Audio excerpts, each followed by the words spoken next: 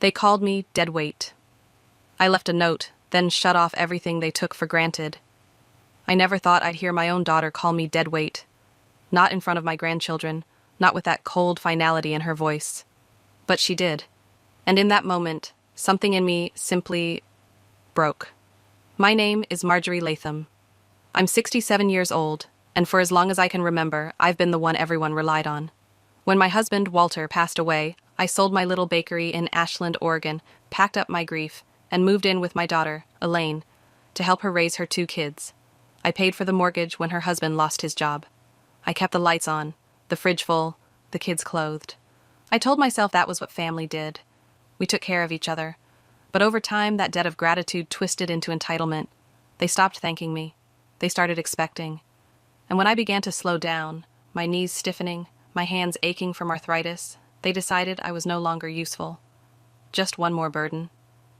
It all came to a head on a gray Tuesday morning, the kind where the Oregon drizzle never quite stops. Elaine was in the kitchen, her voice low, but her words sharp enough to slice through the thin wall between us. She's dead weight, Todd. She can't even drive anymore. She's just sitting here, taking up space. Todd didn't argue. He never did. He just sighed, as if the topic exhausted him, like I was the reason he woke up every day resentful. I pressed my palm to my mouth to keep from making a sound. My heart felt like it was folding in on itself. After everything, after all the years of sacrificing, of showing up when no one else would, this was what I was reduced to. Dead weight. I spent that afternoon moving in slow motion, folding laundry, wiping down counters, trying to pretend I hadn't heard. But every time Elaine walked by me without making eye contact, every time Todd huffed about the bills I had already paid, I felt a strange clarity begin to crystallize inside me. I knew I couldn't stay. I knew that if I did, the bitterness would swallow me whole. That evening, after they'd gone to bed, I sat alone at the kitchen table with a yellow legal pad. My pen hovered over the first line of a letter I never thought I'd write. You once called me your rock. Now you call me dead weight. So I'm setting us both free. I didn't cry as I wrote. I think I'd cried enough for one lifetime. Instead, I felt something close to peace, like the first deep breath after holding it too long. I knew I couldn't leave without making sure I wouldn't be their safety net anymore. Over the years, I'd been added to every account, utilities, credit cards, even the house deed, because they needed my credit. My name was the reason their life hadn't collapsed already. I was the unacknowledged guarantor of their comfort. So before the sun rose, I picked up the phone and started making calls. To the bank, to the credit card companies, to the mortgage lender. One by one, I began closing the doors I'd once opened for them. When the last account was frozen, I felt lighter than I had in decades. It wasn't revenge, it was self-respect. Before dawn, I placed the letter on the kitchen counter, right next to the coffee maker. I set my keys beside it, a silent punctuation mark to everything I was about to leave behind. Then I walked out into the damp Oregon morning, my suitcase rolling behind me, and didn't look back. Because sometimes the only way to save yourself is to let the people who broke you fend for themselves. The early morning air bit at my cheeks as I stood waiting for the bus into town. I hadn't used public transportation in years, not since before Walter died. But that morning, I felt more capable than I had in a long time.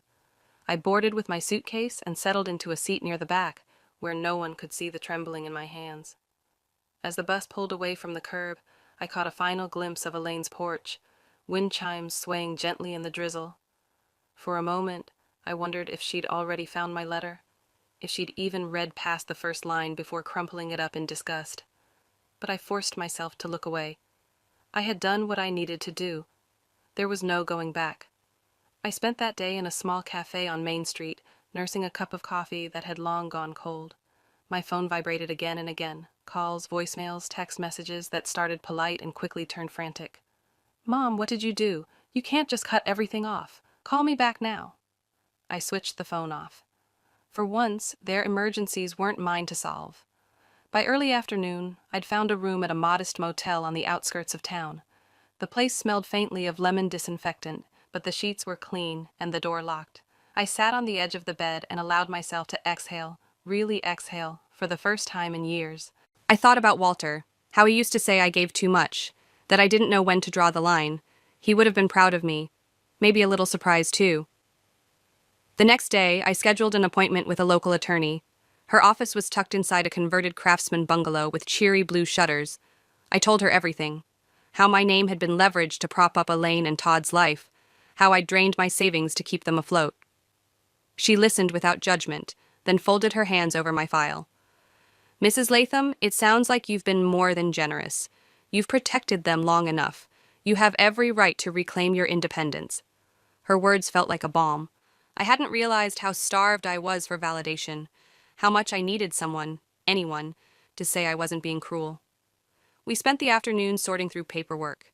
She helped me formalize the removal of my name from the property deed, finalize account closures, and ensure no lingering debts could find their way back to me. Every signature felt like shedding another heavy layer. When I left her office, I felt different, lighter, yes, but also unmoored. For 67 years, my life had been defined by who needed me. My husband, my daughter, my grandchildren. Without that, who was I supposed to be? I stopped by the public library on the way back to the motel, partly because I needed to sit somewhere that wasn't my small, silent room. I wandered the aisles with no real purpose until my eyes fell on a display of travel guides. Washington, Arizona, California.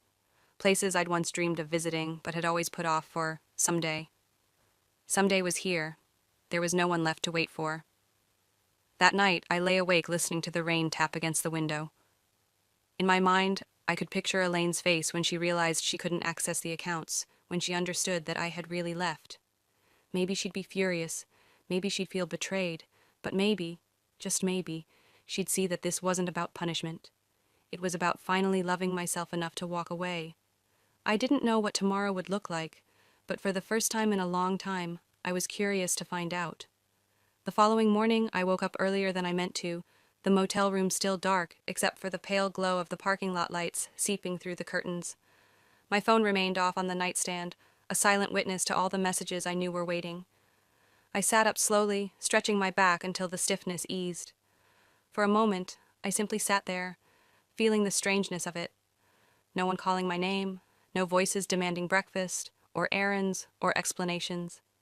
Just me, alone with the quiet I'd once feared, but now realized I craved. I decided to take a walk. The drizzle had lifted, leaving the sidewalks slick and shining. I wandered along Main Street, passing the hardware store, the antique shop, the little florist with its buckets of sunflowers out front. When had I last noticed any of these things? Living in Elaine's house, my life had shrunk down to the size of their needs. A woman about my age was arranging a window display in the florist's shop. She looked up and gave me a small, warm nod, like she saw me, really saw me as a person and not a burden. I almost cried from that simple kindness. Back at the motel, I made a list of everything I needed to do. Not for them, for me. It was the first list in decades that didn't have anyone else's name on it. 1. Find a small apartment. 2. Look into part-time work. 3. Consider visiting California. 4. Sign up for a senior community center. I underlined the last one twice. I'd spent so long being indispensable that I'd forgotten how to be connected, to have friendships, to be part of something that wasn't transactional. By midday, I finally turned my phone back on. The notifications poured in like a flood. There were dozens of calls from Elaine, a handful from Todd, even 2 from my grandson Trevor, though I suspected his mother had forced him to dial my number. I didn't answer any of them, but I did listen to the last voicemail Elaine left. Her voice was shrill with panic. "Mom, you can't just disappear like this. We need you to fix this. None of the bills are paid, the mortgage is overdue, and the credit cards are frozen. You can't do this to us. You're being selfish." Selfish. The word echoed in my chest, but this time it didn't hurt the way it once would have, because for the first time in my life I was being selfish, and it felt like survival. I deleted the voicemail and set the phone back down. That afternoon, I took a taxi to a small complex on the other side of town, a row of tidy brick apartments with planters outside each door. The manager, a kind woman named Denise, walked me through a unit that smelled of fresh paint and possibility. It was small, just 1 bedroom, but it had sunlight streaming through the kitchen window and a little patio where I could put a chair and read. I signed the lease before I could talk myself out of it. When Denise handed me the keys, my hands trembled again, but this time, it wasn't fear. It was relief. As I stood in the empty living room, I realized that everything I'd just done, the closed accounts, the letter, the leaving, it wasn't an ending. It was the start of something I hadn't believed I'd ever have again, a life that belonged only to me. I spent the rest of the afternoon cleaning the apartment, even though it was already spotless. I think I just needed to prove to myself that I could care for something, and for once, that something was me. That evening, when the sky turned pink behind the trees, I sat on my little patio and watched the world go on without me needing to hold it up. It was humbling, and it was beautiful. The first night in my new apartment, I slept with the windows cracked open. The breeze carried in the scent of pine and damp earth, and I lay in bed listening to the rustle of leaves. It struck me how long it had been since I'd heard anything other than the clatter of other people's needs. In the morning, I made coffee and sat cross-legged on the floor, my mug cupped in my hands. I had no furniture yet, just a suitcase and a folded blanket. But for all its emptiness, the space felt more like home than Elaine's house ever had. I spent that week slowly setting up my life. Denise, the apartment manager, helped me find a secondhand shop with a decent sofa and a kitchen table. I bought new sheets, bright yellow ones that made me smile every time I looked at them, and a little radio to keep me company. One afternoon, I walked to the local community center. A cheerful woman at the front desk told me about their activities: watercolor classes, yoga, potlucks. My heart ached at how much I'd missed without realizing it. I signed up for everything I could, not because I was desperate to fill the hours, but because for the first time in years, I could choose how to spend them. On my way back, my phone buzzed. Another message from Elaine. I almost ignored it, but curiosity got the better of me. "Mom, we're trying to get everything sorted, but the utilities are threatening to shut off, and the mortgage company says the payment is overdue again. You need to come back and fix this. I don't know how to do any of it without you." I stood there in the middle of the sidewalk, letting the words sink in. For so long, I'd believed that my worth was tied to what I could solve. But now I could see it clearly. They'd never learned to take responsibility because I had always absorbed every consequence. I didn't reply. There was nothing left to say. That evening, I started a journal, a practice the woman at the community center recommended. At first it felt silly, but once I started writing, I couldn't stop. The pages filled with memories I hadn't thought about in years. Summers with Walter, the smell of cinnamon rolls baking in my old shop, the way Trevor used to crawl into my lap when he was little. Remembering those moments reminded me that my life had been full of love and purpose. Just because Elaine and Todd couldn't see it, didn't mean it wasn't real. Later that week, I got a call from my grandson. I let it go to voicemail, but his message was softer than his mother's had been. "Grandma, Mom says you're not coming back. I don't really understand everything, but I miss you. I hope you're okay." For the first time, my heart cracked a little. Because I did love him. But loving someone doesn't mean you have to sacrifice yourself over and over. I could care about Trevor without stepping back into the life that had drained me dry. I closed my eyes and whispered a promise into the quiet. "I'm still your grandmother. I'll always love you. But I have to love myself too." That night I cooked myself a real meal, just for me. Pasta with fresh basil from the little pot I'd bought for my windowsill. I set the table, lit a candle, and sat down alone. And it wasn't lonely, it was peaceful. When I blew out the candle and turned off the lights, I caught my reflection in the kitchen window. For the first time in years, I looked like someone I recognized, a woman who knew her own worth, even when no one else did. The following weeks passed in a rhythm I hadn't known I needed. Mornings were slow and unhurried. Coffee on the patio, the local paper spread across my lap. Sometimes I walked to the little park on the edge of town, where the geese gathered near the pond. I'd sit on a bench and watch them glide across the water, feeling my shoulders drop just a little more each day. At the community center, I found myself drawn to watercolor painting. I wasn't very good, but that wasn't the point. The point was that I was doing something simply because it made me happy. No one else benefited from it, and no one demanded I be perfect. In those classes, I met other women my age: Nancy, who had recently lost her husband, and June, who'd left an unkind marriage after 40 years. We started sitting together after class, swapping stories over sandwiches from the corner deli.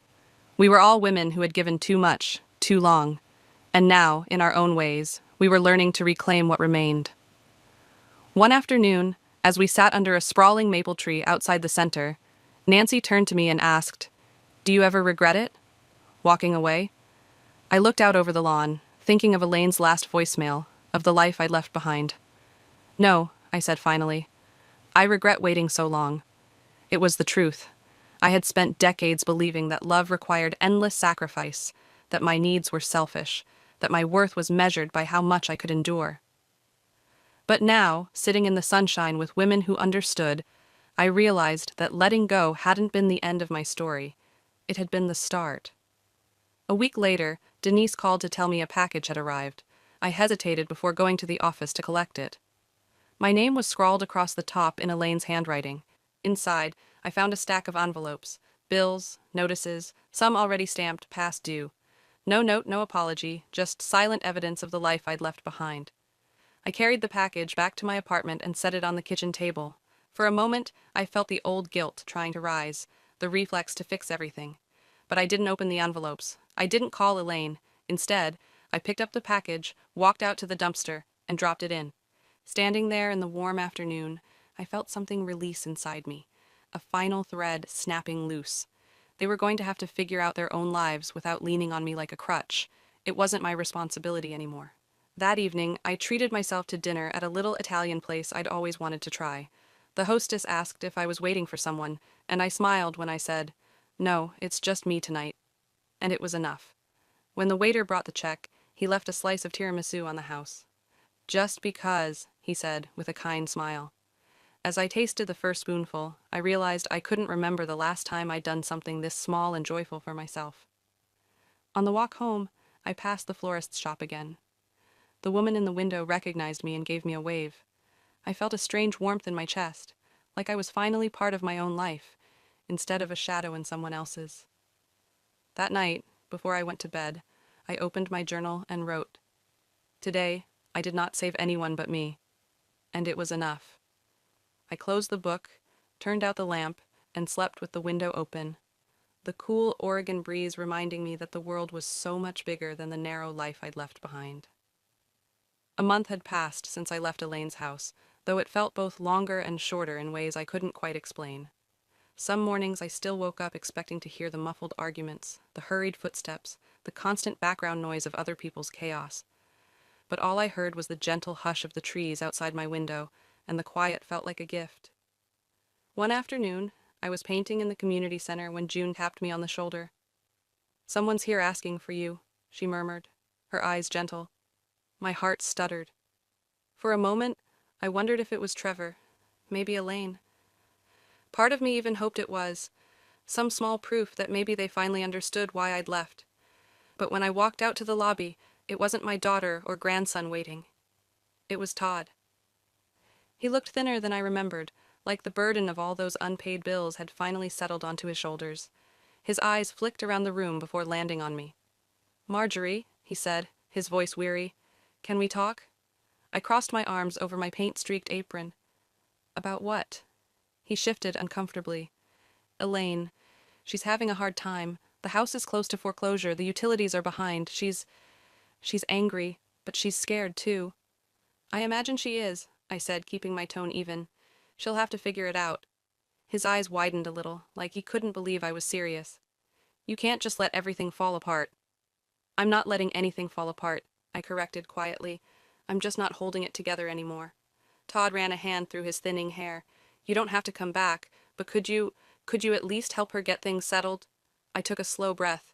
The old Marjorie would have folded. The old Marjorie would have reached for her checkbook or called the mortgage company to fix everything. But that woman didn't live here anymore. "I'm sorry," I said, and I meant it. "But this is something she needs to learn to handle. I can't do it for her." He opened his mouth, then closed it again. Finally, he nodded once, almost to himself. I guess I knew you'd say that." He left without another word, and I stood there in the lobby as the door swung shut behind him. For a moment I felt a pang. Guilt, maybe.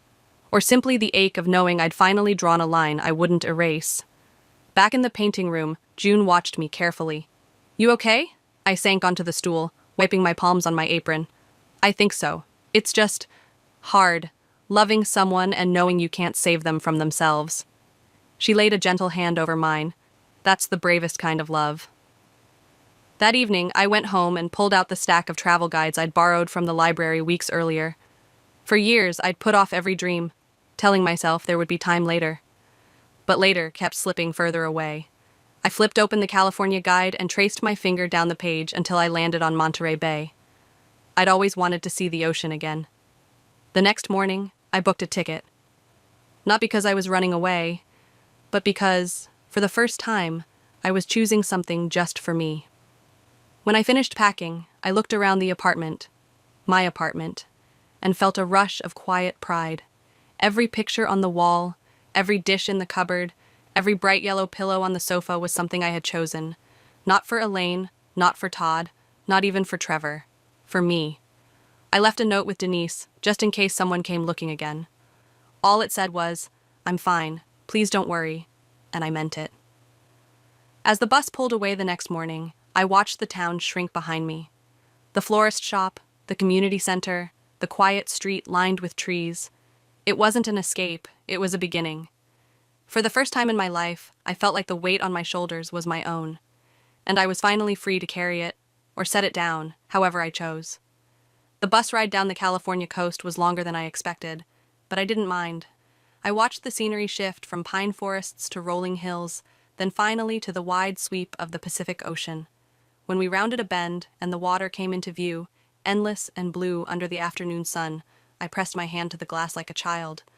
I hadn't seen the ocean in almost 30 years. Not since Walter and I had taken Trevor here as a baby, wrapped in a little blue blanket against the salty breeze. The memory rose in me so clear it felt like it was happening all over again, and for once it didn't hurt. It just felt true, like proof that my life had been full, even if it hadn't ended up the way I'd imagined.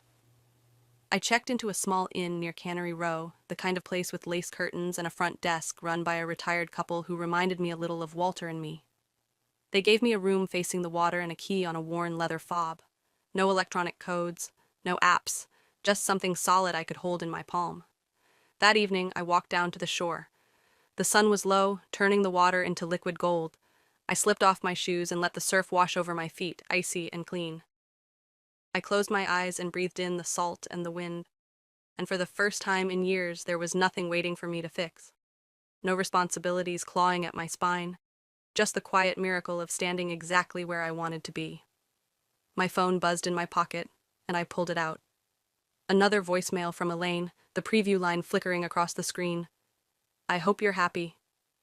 I thought about all the years I'd spent twisting myself into knots to make sure she never felt abandoned. All the ways I'd ignored my own exhaustion to prove my love. But the truth was, no amount of sacrifice had ever been enough to make her feel whole. That wasn't my fault. And it wasn't my burden to carry. I powered the phone down and slid it back into my bag. Then I took another step into the waves, feeling the sand shift under my heels. The next morning, I woke before sunrise and walked the wharf as the fishing boats went out. The gulls screamed overhead, the breeze sharp with salt. I bought a cup of coffee and watched the pink dawn spread across the sky. It felt like a promise, that there was still time to live a life of my own making. Later that day, I visited the Monterey Bay Aquarium, another thing I'd always meant to do someday. I wandered the exhibit slowly, pausing in front of the great tank where the kelp swayed in the currents. Schools of silver fish shimmered in the blue light, moving in perfect harmony. They didn't need my help to survive, they just existed exactly as they were meant to. Standing there, I finally understood. I didn't have to be essential to someone else's life to be worthy of my own. My value wasn't measured in how much I could give, or how much I could endure. It was enough just to be here, to breathe, to witness the world with my own eyes. When I left the aquarium, I sat on a bench overlooking the bay and pulled out my journal. In the margin of a fresh page, I wrote, "I am not dead weight. I am alive, and I am free." I closed the book and lifted my face to the sun. For the first time in decades, I felt unburdened, like every step ahead belonged to me alone. When I finally returned to my inn that evening, the woman at the front desk asked if I'd enjoyed my day. I smiled, really smiled, and said, "Yes, more than I ever expected." As I turned the key in the lock of my little room, I realized I wasn't just closing the door on the past. I was opening it to everything still waiting. And in that quiet, golden hour, I knew I was no longer waiting for someone else to give me permission to live. I already had.